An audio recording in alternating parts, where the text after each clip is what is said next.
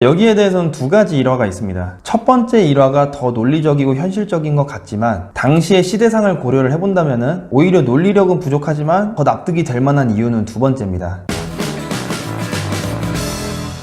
자, 반갑습니다. 여러분들 국민주택 규모라는 얘기를 들어보셨죠? 국민주택 규모라 함은 전용 25.7평, 그래서 우리가 흔히 얘기하는 33평형 또는 34평형 이런 규모의 집을 얘기를 합니다. 그래서 모든 기준들이 이 국민주택 규모 이하냐 아니면 요걸 초과를 하냐, 요거를 기준으로 항상 모든 것들이 나뉘는데, 지금부터 제가 33평형으로 불렀다가 전용 25.7평이라고 불렀다가 하면은 헷갈릴 수 있으니까 전용 면적으로만 말씀을 드리겠습니다. 자, 방금 말씀드린 이 전용 면적으로 25.7평 기준으로 했을 때 요거보다 아래 주택을 이제 국민주택 규모라고 얘기를 하는데, 이 국민주택 규모가 넘어가면은 뭐 세금도 그렇고 아니면 아파트를 청약을 할 때 이 방식도 다르고, 가령 국민주택 이하의 규모는 100% 가점만 하는데 국민주택을 초과하는 범위는 뭐 가점 50%에 추첨 50% 뭐 이런 식으로 해가지고 아예 조금씩 다르게 얘기를 하고 있습니다. 자, 그래서 너무나도 자연스럽게 우리가 국민주택 규모는 전용 25.7평 이렇게 알고는 있는데, 이게 왜 25.7평이 국민주택 규모가 됐는지 너무 자연스럽게 써가지고 그냥 생각을 못 하셨는데 그러고 보니까 이게 왜 25.7평일까? 이런 분들을 위해서 오늘 영상 촬영을 하게 됐습니다. 신도시 추가 발표 이야기나 뭐 이런 것들에 비해서 비교적 가볍게 들을 수 있으니까 뭐 쉬어가는 영상 요 정도로 생각하시면 될 것 같아요. 자, 일단 첫 번째로 이 국민주택 규모를 왜 나눠놨을까요? 이 국민주택 규모라는 말이 뭐 그 옛날서부터 썼던 건 아니겠죠. 어떤 시점에 이 국민주택 규모라는 말이 필요를 해가지고 요거를 쓰기 시작했을 텐데, 이게 왜 필요했으며 도대체 이 기준을 왜 만들어 놨을까요? 자, 우리나라는 경제 성장률이 가장 높았던 게 이제 박정희 정권인데, 자, 이 시기에 나라가 발전을 해가니까 옛날처럼 뭐 1층 집, 2층 집 이렇게만 사는 게 아니라 양질의 집을 공급을 해야 됐습니다. 제한된 땅에 높이 지어가지고 많은 사람들이 살 수 있도록 그렇게 환경을 마련을 해줘야 되는데, 그러한 집을 지으려면은 당연히 자금이 확보가 돼야 됩니다. 그리고 그 확보가 된 자금을 원활히 운영을 하기도 해야 되고요. 그래서 1973년도에 국민주택 자금 개정이라는 이름으로 자금을 운영을 하면서 이제 국민주택이라는 말이 최초로 쓰이게 됩니다. 그리고 이러한 자금으로 지어진 집을 이제 국민주택이라고 합니다. 그런데 우리가 이제 국민주택이라고 했는데 집을 너무 넓게 막 100평, 200평 이렇게 지어버리면은 거기에 들어가서 살만한 사람이 거의 없겠죠. 그리고 또 그렇게 해가지고 한 사람 한 사람씩 이렇게 저렴한 가격에 공급을 한다고 하더라도 굉장히 넓은 땅이 필요합니다. 근데 이제 땅은 한정돼 있고 이곳에 많은 사람들은 살아야겠고, 그럼 이 사람들이 과연 불편함 없이 거주를 하려면은 전용 면적으로 한 몇 평 정도가 필요할까 라고 해가지고 기준점을 두게 된 게 25.7평입니다. 그리고 이렇게 공급이 되는 국민주택은 전부 다 이 25.7평 이하로만 다 짓게 됐어요. 그러면서 이때부터 이 국민주택 규모 이하의 평수는 그냥 말 그대로 기준이 되는 평수고, 요거보다 넓은 평수는 넓은 집으로 인식을 하게 되는 거죠. 우리가 어떤 기준이 없으면은 50평짜리를 딱 보여줬을 때 이게 넓다 좁다가 없는 거죠. 그냥 50평인 건데, 우리가 많이 갖고 있는 사람들을 더 많은 세금을 내게 하려면은 이 50평이 넓은지 좁은지를 얘기를 해줘야 됩니다. 그리고 그러려면 기준이 있어야 되는 거고, 그 기준을 그때부터 이제 국민주택 규모로 하기 시작하는 거죠. 자, 그럼 이렇게 해서 25.7평이 탄생을 하긴 했는데, 도대체 어떤 걸 기준으로 이 25.7평이 국민주택 규모가 됐을까요? 자, 여기에 대해서는 두 가지 일화가 있습니다. 첫 번째 일화가 더 논리적이고 현실적인 것 같지만 당시의 시대상을 고려를 해본다면은 오히려 논리력은 부족하지만 더 납득이 될 만한 이유는 두 번째입니다. 자, 그래서 첫 번째 이유를 먼저 말씀을 드리자면은, 당시에는 5인 가구가 굉장히 많았습니다. 그런데 이 5인 가구를 당시에 사람들이 살아가는데 꼭 필요한 면적이 한 몇 평 정도 되는지 한번 생각을 해보니까 한 5평 정도가 된다고 해요. 그리고 그때 당시에는 5인 가구가 많았기 때문에 5평에다가 5명을 곱해가지고 25평이 된 거죠. 근데 이 평이라는 말은 사실 정확한 면적이 아니죠. 그러다 보니까 뭐 법률상의 문제도 그렇고 실제 우리가 건물을 지을 때도 그렇고 요걸 제곱미터로 다시 환산을 해야 되는데, 이 25평을 제곱미터로 환산을 하면은 82점 몇 제곱미터 뭐 이런 식으로 나와요. 그러면 어차피 이 1인당 5명이라는 것도 절대적인 뭔가의 기준이 아니라 한 그 정도는 필요하겠거니 뭐 이렇게 생각을 하는 거기 때문에 요것도 꼭 굳이 82점 뭐 몇 평 이렇게 콕 집어서 정할 필요는 없는 거죠. 그러다 보니까 우리가 부르기도 쉽고 쓰기도 쉬운 한 85제곱미터 정도를 기준으로 해가지고 국민주택 규모가 탄생을 한 거고, 이 85제곱미터를 다시 평으로 환산을 하면은 25.7평 이렇게 나오는 거죠. 이거는 굉장히 설득력이 있는 일화입니다. 그리고 두 번째 일화, 당시의 정권이 이제 박정희 정권인데, 박정희 정권이 절대적인 권력을 갖고 있다 보니까 모든 기준을 박정희한테 좀 맞추는 거죠. 뭐 그거는 박정희 전 대통령을 기분 좋게 하려고 그런 것도 있을 것이고, 아니면 약간 신격화돼서 뭐 그런 걸 수도 있는 거고,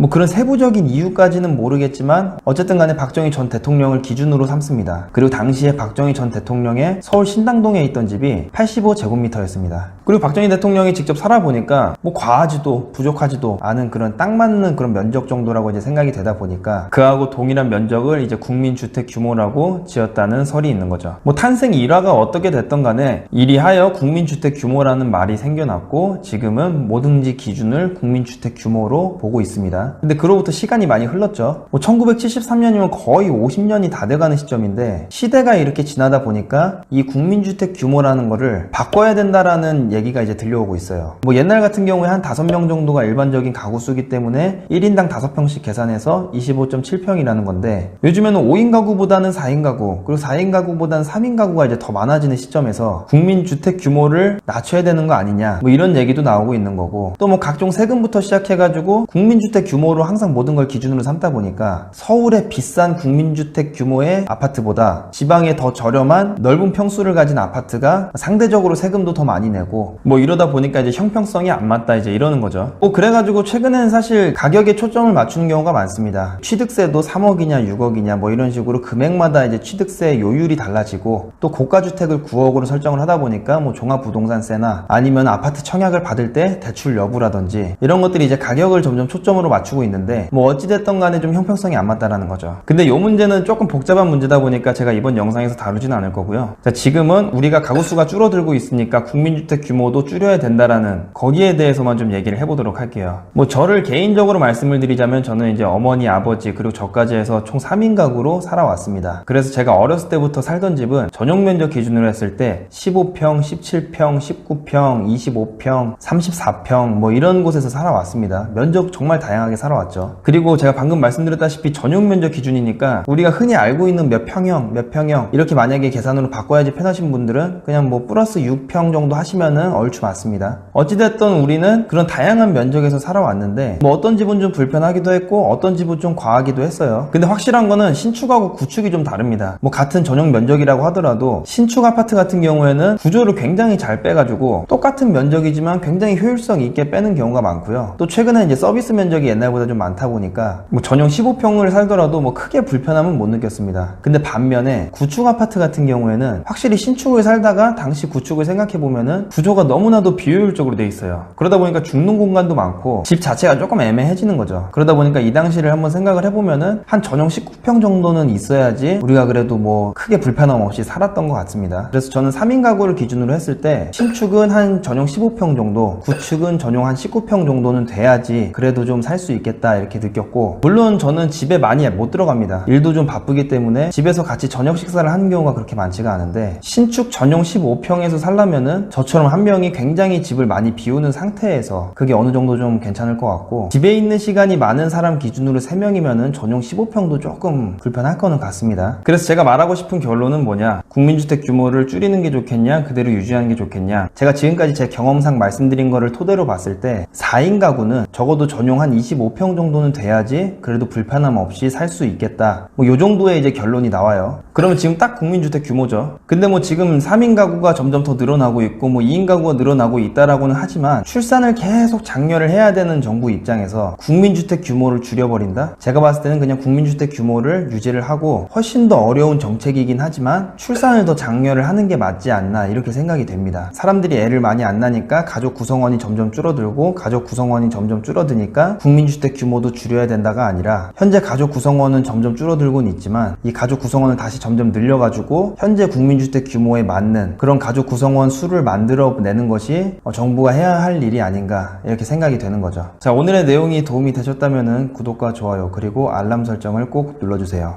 감사합니다.